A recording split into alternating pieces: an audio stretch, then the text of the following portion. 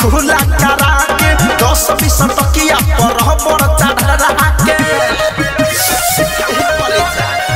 घरे ललहिनी हम खुला करा के 10-20 टकिया पर बड़ चढ़ा के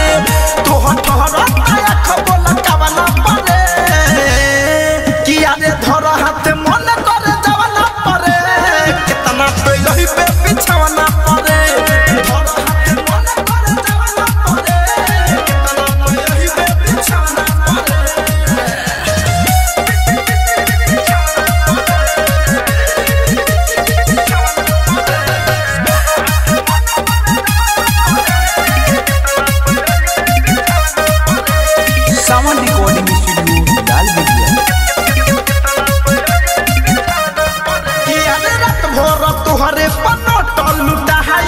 खत्म होई त जाके पेटीएम कराई तोहरे बनटल लुटाई खत्म होई त जाके पेटीएम कराई अब डर नहीं बटे कोनो आवाना से रे किया रे धर हाथ मन करे जवना परे कितना तो यही बे बिछवना परे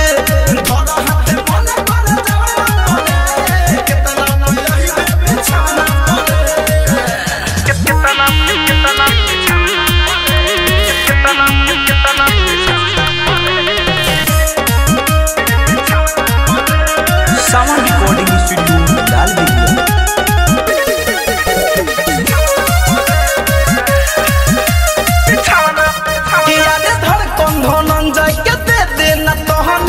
राइटो संदेश धारा दी मानी अरे धनंजय के दे देना कहानी राइटो संदेश धारा दी मानी न विवेक बुझी तोर भावना के रे किया रे धर हाथ मन करे जवना परे कितना तो यही बे बिछवना परे धर हाथ मन करे जवना परे कितना तो यही बे बिछवना तोहरे ललहिनी हम खुला करा के 10-20 टकिया पर बड़ चढ़ा के तोहर ठहर आया खबोला कवना परे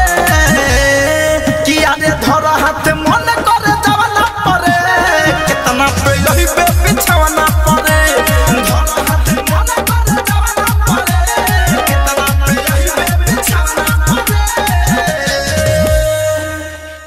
आरसीएम म्यूजिक न्यू ऐप अभी डाउनलोड कीजिए हमारे गूगल प्ले स्टोर से और पाए भोजपुरी लोकगीतों का एक से बढ़कर एक ऑडियो वीडियो सॉन्ग बिल्कुल मुफ्त।